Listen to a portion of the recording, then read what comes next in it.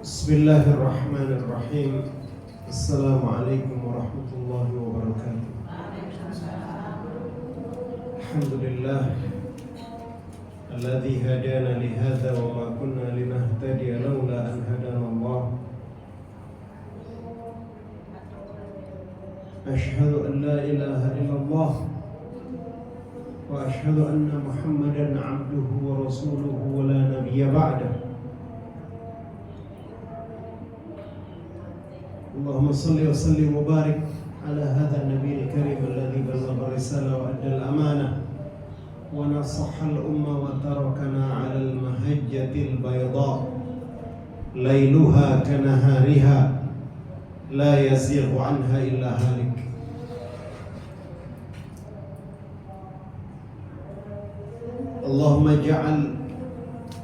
اللهم اجعلنا لك شكارا Allahumma ja'alna laka dhakkara ya Rabbana ya Rabbal Alamin. Alhamdulillah alladhi an'amana bi ni'matil iman wal Islam. Segala puji bagimu ya Allah yang telah memberi nikmat kepada kita, kepada kami semuanya dengan nikmat iman dan Islam. Dan semoga salawat dan salam untuk Rasulnya Muhammad sallallahu alaihi wasallam yang mendidik kita bagaimana cara bersyukur kepada Allah Azza wa Jalla. Wa qalilum min ibadiyasy syakur, dan sedikit dari hamba-hambaku yang bersyukur kepada Allah. Allahumma ja'alna minal qalil. Ya Allah, jadikanlah kami termasuk orang-orang yang sedikit itu. Orang-orang yang Engkau sebutkan dalam Al-Quran, mereka yang sedikit itulah yang bersyukur kepada Allah Azza wa Jalla.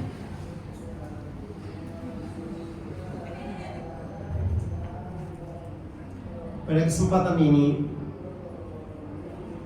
fi baitin min buyutillah, dari sebuah rumah dari rumah-rumah Allah Azza wa Jalla, fil masjid, di mana kalau seseorang atau sekelompok orang berkumpul berzikrullah, membacakan ayat-ayat Allah Azza wa Jalla dan sunnah-sunnah Nabi-Nya sallallahu alaihi wasallam, illa wa khafat alaihimul malaikah, maka akan dilindungi oleh malaikat. Berkali-kali kita sebutkan ini sebagai busyra, sebagai kabar gembira untuk kita semuanya. Wa nazalat alaihimur rahmah, maka Allah cucurkan rahmat.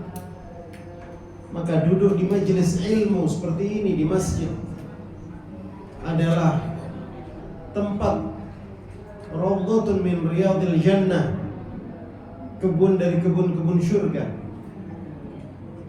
di mana kita berharap malaikat melindungi kita atas perintah Allah Azza wa Jalla, bercucuran rahmat.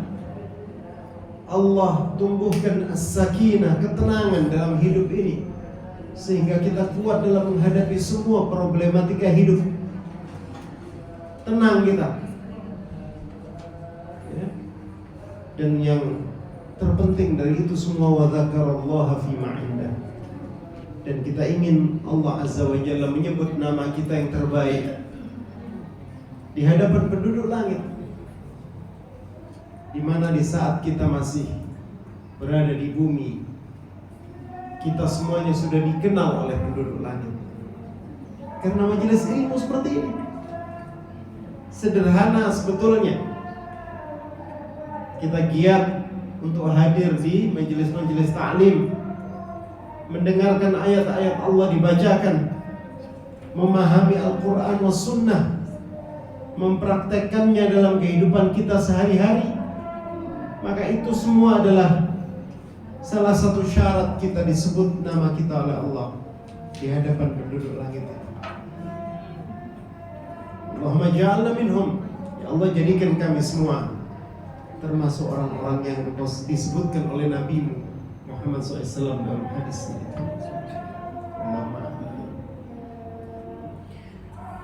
Sesungguhnya kita sore ini akan berbicara tentang masalah mawani'un ni'am. Apa penghalang-penghalang nikmat? Nikmat Allah Azza wa Jalla itu sangat banyak. Sangat banyak sekali. Baik nikmat yang kemudian kita rasakan dengan tubuh kita, indera kita, nikmat penglihatan, nikmat bernafas, nikmat bisa melihat pemandangan-pemandangan yang indah dan kemudian kita mengucapkan subhanallah, masya Allah dan seterusnya. Nikmat bisa merasakan makanan-makanan, mengecap semua yang enak-enak, yang mungkin pada saat kita sudah mulai beranjak tua, dewasa dan seterusnya, berpenyakit dan seterusnya, nikmat itu mulai dikurangi sedikit-sedikit. Ya.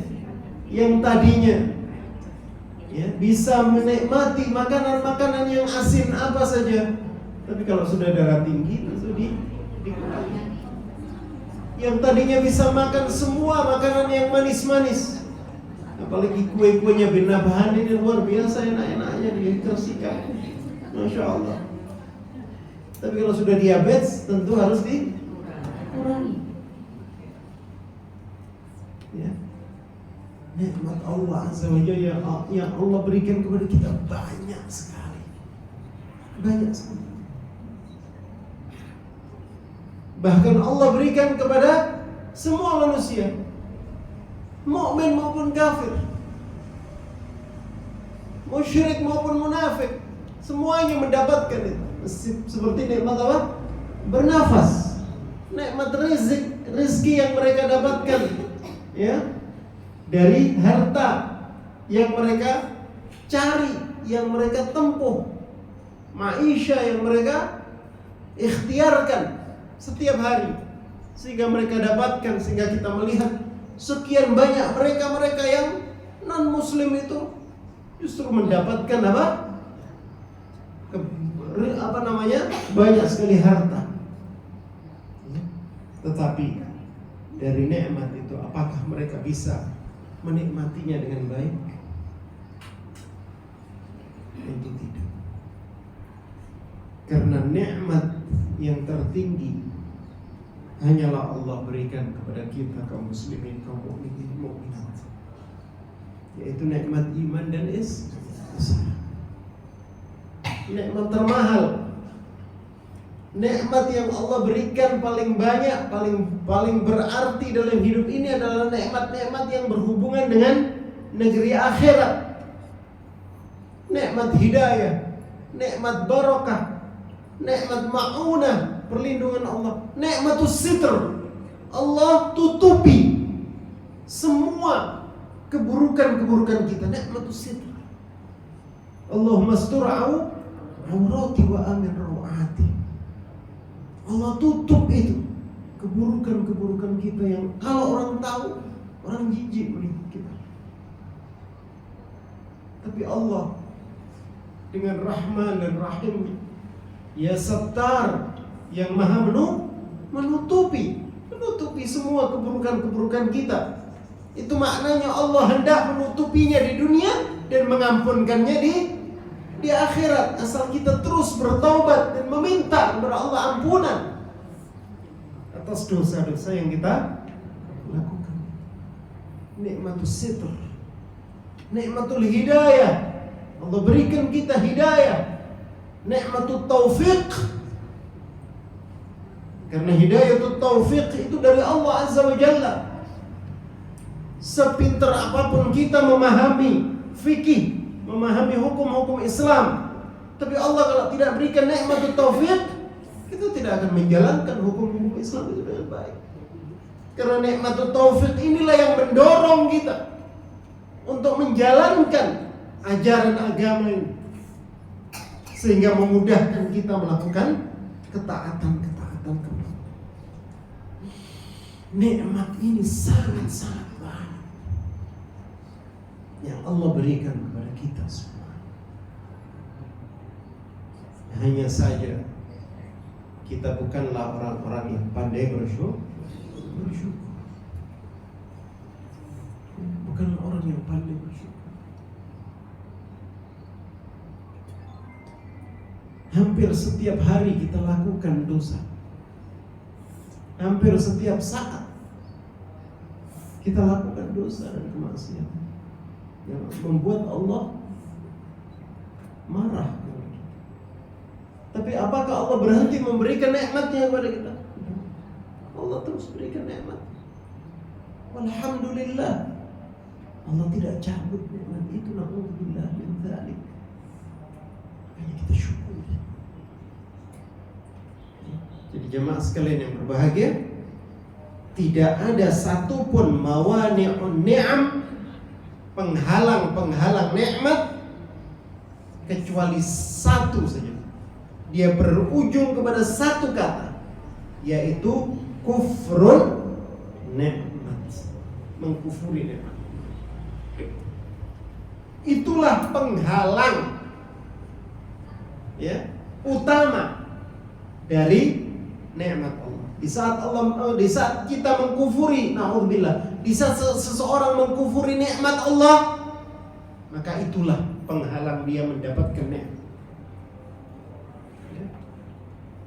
Apa itu kufur nikmat? Yaitu kata para ulama, isti'maluha fil ma'siyah, yaitu mempergunakan nikmat tadi untuk bermaksiat, bukan untuk taat kepada Allah, tapi bermaksiat. Harusnya nikmat sehat, nikmat uang yang kita punya, nikmat kesempatan, nikmat fasilitas, kita gunakan semuanya untuk ketaatan kepada Allah Azza wa Jalla. Tapi justru seseorang melakukannya untuk bermaksiat kepada Allah. Itulah namanya kufur ni'mah, isti'maluha fil ma'siyah au nisbatuha li khairillah, atau justru menyandarkannya kepada selain Allah, yaitu tidak mengakui nikmat ini dari Allah. Dia katakan nikmat ini dia dapatkan dari nasihatnya dukun-dukun. Karena itu dia laris dagangannya. Atau dia dapatkan dari hal-hal yang lain. Atau seperti Qarun, innama utituhu ala ilmin indi. Sesungguhnya aku dapat harta Qarun yang begini banyak, yang kuncinya dipikul oleh ribuan orang itu, ala ilmin indi, karena kecerdasanku, karena hebatnya aku berbisnis. Tidak mengakui bahwa nikmat itu dari Allah, menyandarkannya kepada selain Allah.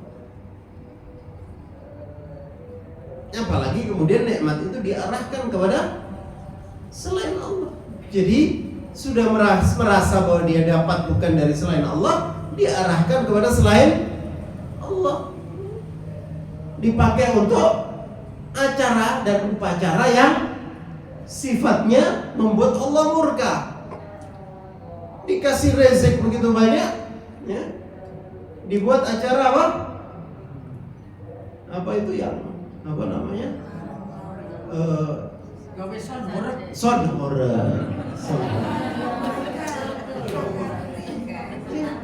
Dibuat sonhor, bayangkan 70 juta, 80 juta, cor-coran sampai ada yang 100 juta.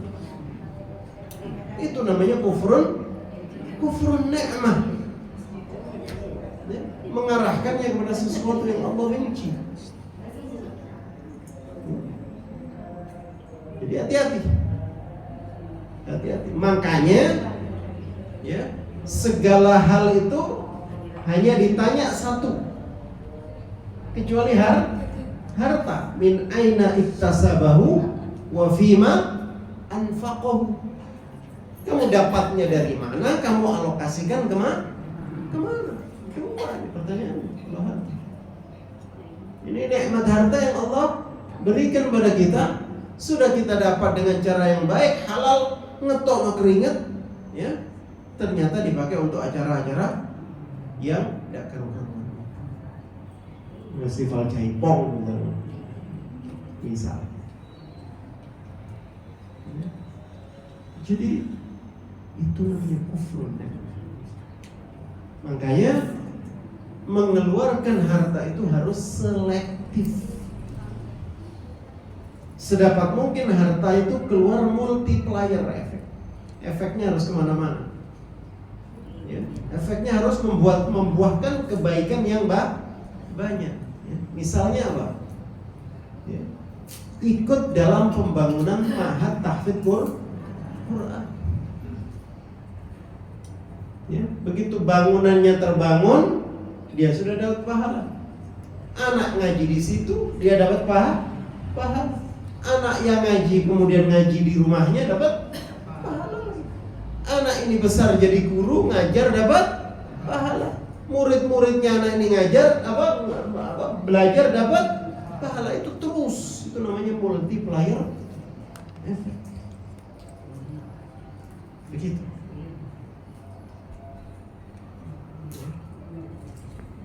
Ya, jemaah sekalian. Kemudian yang termasuk kufur nikmah adalah wal ghurur biha. Al ghurur, berlebih-lebihan. Berlebih-lebihan dalam hal nikmat yang Allah berikan. Ya. Dikasih nikmat harta, ya.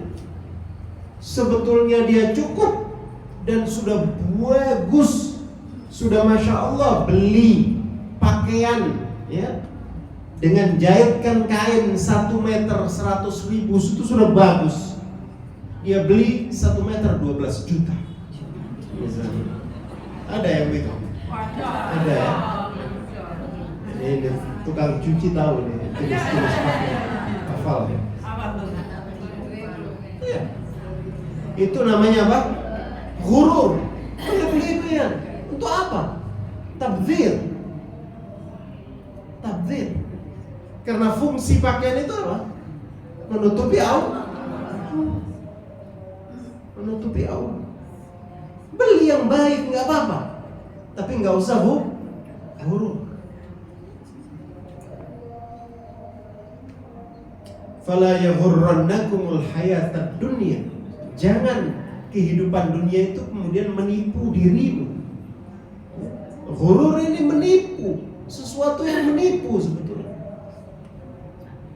Ya. Berlebihan dalam banyak hal. Ya, makanya itu harus hati-hati. Ya, bukan pelit, ya, tetapi menempatkan sesuatu pada tempatnya. Ya, makanya itu harus hati-hati. Ya, bukan pelit, ya, tetapi menempatkan sesuatu pada tempatnya. Ya. Wa adamu syukur, dan tidak bersyukur pasti. Wal jahlu biqimatiha, ini penting. Dan bodoh, tidak mengerti tentang nilai daripada syukur. Nilai, ya, daripada kufrun nikmah itu seperti apa? Buruk. Harus tahu nilai kenikmatan dari Allah ini, harus tahu kita. Harus tahu kemudian cara menyikapinya dengan bersyukur. Karena syukur itu adalah, yang pertama adalah as-sana' walal mun'im. Ya, as-sana' alal mun'im, memuji Allah yang memberi nikmat. Ya. Kalau sudah memuji Allah yang memberi nikmat, ya, itu artinya ya duru ala salasati arkan. Dia akan mencakup 3 hal. Yang pertama adalah al-i'tirafu bin ni'mati batinan. Ya. Jadi syukurnya hamba itu terwujud dalam 3 rukun. Yang pertama mengakui dalam hati bahwa nikmat yang kita terima itu dari Allah. Itu dulu. Akonono, bahwa apa yang engkau dapat ini adalah dari Allah Azza wa Jalla. Ya. Jangan sekali-kali menganggap iki aku sing pinter bisnis iki mangga oke. Nah, cerita kita ini apa? Yakhruju min butuni ummahatikum la ya'lamuna syai'an. Lahir dari perut ibumu enggak ngerti apa? Enggak ngerti apa-apa.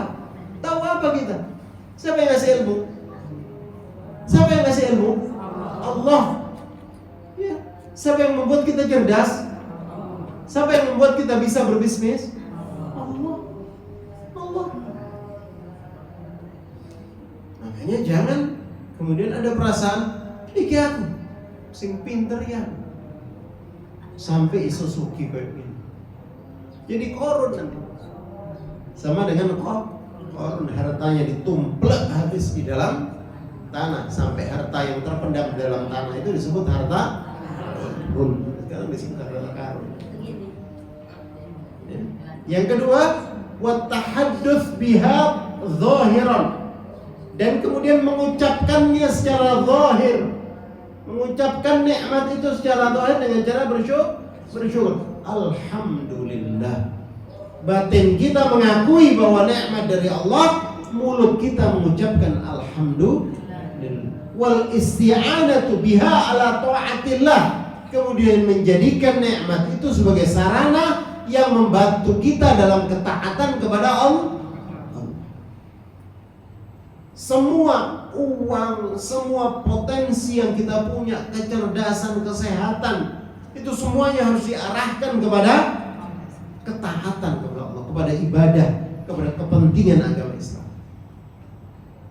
Ya, kepada kepentingan agama Islam. Agama dulu, jangan yang lain. Ini demi itu, tidak ada demi yang lain. Ya, demi apapun nyingkir semua, hanya demi Allah, demi agama Allah, demi Allah. Kita berbuat hanya untuk Allah. Itu namanya syukur. Ya. Wa syukru yata'allaq bil qalb wal lisan wal jawarih. Syukur itu berhubungan erat dengan hati, lisan dan anggota badan. Ya.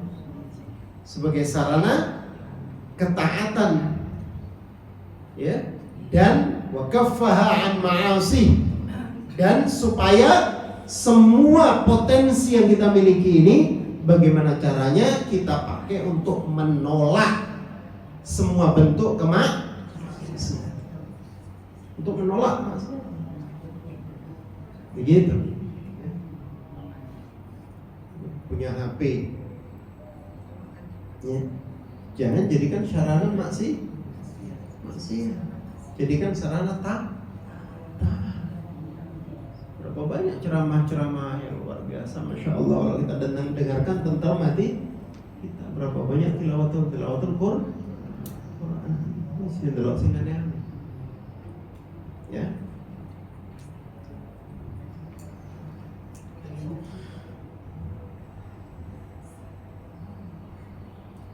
Waqad qarrana Allah Subhanahu wa ta'ala syukur bil iman. Allah menggandengkan dan mengkategorikan syukur itu dengan iman. Ya. Wa akhbara annahu la gharda lahu fi 'adzabi khalqi in syakaru wa amanu bihim. Ya. Dan disebutkan hal itu oleh Allah Azza wa Jalla dalam firman-Nya dalam Al-Qur'an di surah An-Nisa ayat 147, bahwa Allah tidak akan mungkin mengazab hambanya jika mereka bersyukur dan beriman. Jadi syukur dan iman ini menolak bala, menolak azab. Ya.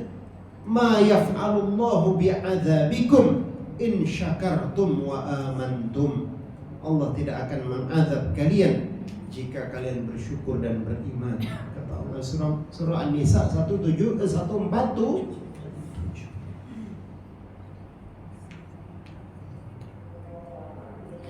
Wa akhbar subhanahu an ahli syukri humul makhsusun biminnatihi alaihim min baini ibadihi. Dan Allah mengkhabarkan bahwa orang yang selalu bersyukur itu, ahli syukur itu, adalah hamba-hamba Allah yang khusus menerima anugerah Allah atas mereka. Ya. Allah Azza wa Jalla berfirman dalam surah Al-An'am ayat 53, ya, wa kadzalika fatanna ba'dahum bi ba'din liyaqulu ahaula'i manallahu 'alaihim min bainina alaysa Allahu bi'alama bisyakirin. Demikianlah kami telah menguji sebagian orang-orang yang kaya dengan sebagian orang-orang yang miskin, agar mereka orang-orang yang kaya itu berkata, orang-orang semacam inikah di antara kita yang diberi anugerah oleh Allah? Lalu Allah berfirman, tidakkah Allah lebih mengetahui tentang mereka yang bersyukur? Orang-orang yang bersyukur itu.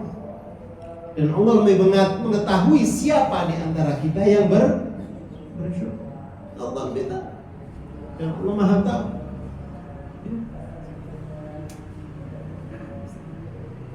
Wa qassama an-nas ila syakur wa kafur. Dan Allah membagi manusia itu, ya, dua bagian.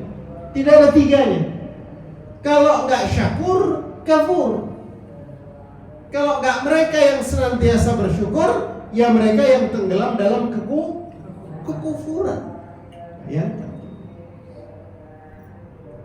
Wa abghadal asya'a ilaihi al-kufr wa ahlihi. Dan Allah membenci segala sesuatu yang mengarah kepada kekafiran dan pelaku kekafiran. Wa habbal asya'a ilaihi syukur wa ahlihi. Dan Allah mencintai segala sesuatu yang mengarah kepada kesyukuran dan pelaku kesyukuran. Ya. Allah berfirman dalam surah Al-Insan ayat 3, inna hadainahu as-sabila imma syakiran wa imma kafura. Ya.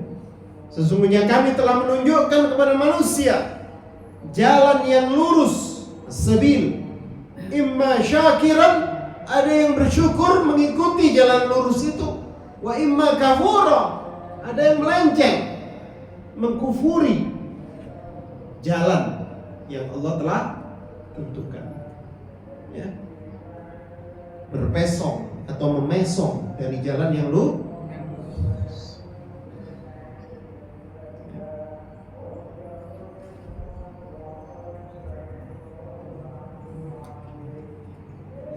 Jadi jemaah sekalian yang dirahmati oleh Allah Azza wa Jalla, ya, bahwa tadi mawani', ya, atau penghalang kekufuran itu ada banyak sekali. Dari kufur ni'mah, kufur. Yang kedua adalah maksiat, atau yang ketiga adalah maksiat yang termasuk penghalang penghalang kenikmatan. Ya, maksiat dan dosa akan menghalangi nikmat. Dalam salah satu hadisnya Rasulullah SAW menyebutkan innal 'abda la yuhramu rizqa bidzanbi yusibuh. Sesungguhnya seorang hamba itu akan diharamkan rizki padanya karena dosa yang dia lakukan. Karena dosa yang dia lakukan, terhalang dia dari rizki.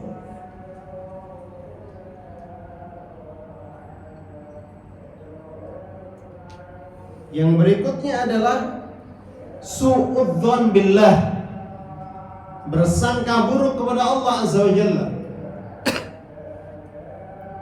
Ya. Yaitu adamu husnidzon billah fi qada'i hawaijihi, tidak bersangka baik kepada Allah Azza wa Jalla bahwa Allah akan mencukupi semua kebutuhan-kebutuhan. Menganggap bahwa Allah menyia-nyiakan dirinya. Nah, ini bahaya. Ini termasuk kufrun nikmat. Hati-hati. Jangan ada sedikit pun anggapan, ya, diriku ini merana. Dunia tidak lagi berpihak kepadaku. Ya. Aku ini lahir untuk sengsara. Ya, ada yang seperti itu berpikirnya. Jangan ada berpikir seperti itu. Maka husnudzanlah kepada Allah Azza wa Jalla bahwa Allah pasti akan memenuhi semua kebutuhan-kebutuhan. Pasti. Karena Allah Rahman Rahim. Allah ini sangat sayang kepada hambanya. Allah tidak akan membiarkan kita mati kelaparan, nggak mungkin. Yang bikin kita manusia kelaparan itu dirinya sendiri. Karena dia meninggalkan Allah. Dia meninggalkan Allah. Makanya dia sengsara. Ya. Karena sungguhnya manusia itu sudah ditentukan oleh Allah Azza wa Jalla, ya, sejak saat fi batni ummih, di perut ibunya, ya, anna ahadakum yujma'u khalquhu fi batni ummi 40 yawman, ya. Kata Rasulullah SAW dalam hadis yang diriwayatkan oleh Ibnu Mas'ud radhiyallahu anhu bahwa beliau SAW bersabda, seseorang itu, ya, akan disempurnakan penciptaannya di perut ibunya pada saat ia berumur 40 hari. Tsumma yakunu 'alaqatan mithla dzalik. Kemudian dia menjadi 'alaqah, segumpal darah pada saat itu. Tsumma yakunu mudghah, ya. Kemudian menjadi daging. Mithla dzalik. Tsumma yursalu ilaihil malak. Kemudian di saat 40 hari di perut ibu itu dia didatangin malaikat, ya, fayanfukhu fihi ruh. Maka malaikat itu diperintahkan untuk meniupkan roh Allah kepada si janin. Makanya dia hidup, ya, karena roh ini milik Allah. Pada saat mati diminta kembali rohnya. Inna lillah, sesungguhnya semuanya milik Allah, wa inna ilaihi raji'un, dan semuanya akan kembali kepada Allah. Roh ini milik Allah. Hanya dititipin sama malaikat, disuruh niupin ke perut ibu kita. Maka hiduplah janin itu, ya. Wa yu'maru bikatbi arba', dan diperintahkan malaikat pada saat itu untuk menentukan 4 hal yang berurusan dengan apa? Takdir dia. 4 hal.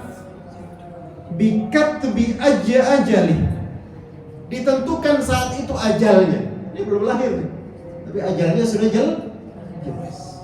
Wa rizqi, dan ditentukan rezekinya. Kita belum lahir, rezeki sudah jelas. Baru 40 hari di dalam perut ibu. Lalu kenapa kita bingung? Kenapa takut? Rizki kita sudah jelas. Dan banyak orang yang kemudian mengambil rizkinya dengan cara yang haram, padahal Allah menyediakannya dengan cara yang halal. Seperti cerita sahabat Ali bin Abi Thalib, ya. Ali bin Abi Thalib kedatangan tamu di rumahnya, seorang pengemis. Ali bin Abi Thalib di dalam rumah, ya. Baik, kamu tunggu sebentar, saya tak ke dalam dulu. Dia di dalam cari-cari fulus. Dia ingat dia punya uang 4 dirham. Si yang minta tadi nggak sabar. Kok gak metu-metu tante ini? Maka dia lihat pelana kuda Ali. Maka dicurilah pelana kuda itu. Lalu dijuallah ke pasar dengan harga 4 dirham. Lalu kemudian Ali dapatkan uang itu. Buru-buru Ali keluar. Dia lihat pelana kudanya sudah hilang. Maka dia suruhlah budak itu dengan uang 4 dirham itu untuk cari pelana kuda baru. Maka berangkatlah dia ke pasar. Dan subhanallah, dia bisa dapatkan pelana kuda dengan harga 4.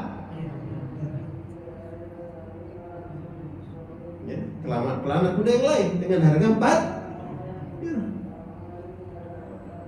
Ya. Jadi daripada si orang ini menerima uang halal dari Ali bin Abi Thalib yang menjadi rezeki dia yang Allah tentukan untuk dia, yang tinggal kasih dia terima, dia lebih memilih harta yang haram dengan jumlah yang sama, maka ta'ajab Ali merasa ta'ajub.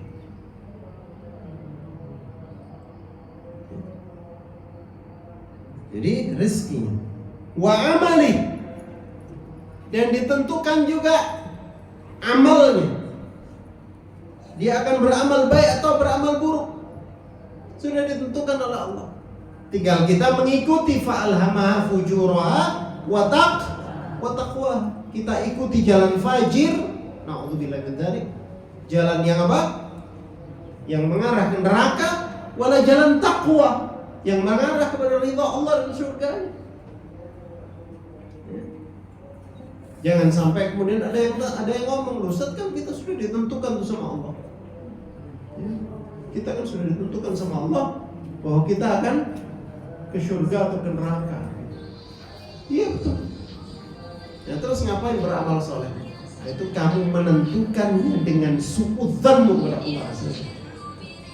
Maka Allah berikan itu sesuai dengan dzanmu kepada Allah. Maka berhusnudzan kepada Allah bahwa Allah akan memberikan yang terbaik untuk Allah akan memberikan jalan yang takwa. Maka turuti jalan takwa itu. Wala tattabi'u khutuwatish syaitan, jangan ikuti jalan syaitan, langkah syaitan. Langkah syaitan ini suudzan billah, sangka buruk sama Allah. Ya. Langkah takwa adalah langkah husnudzan.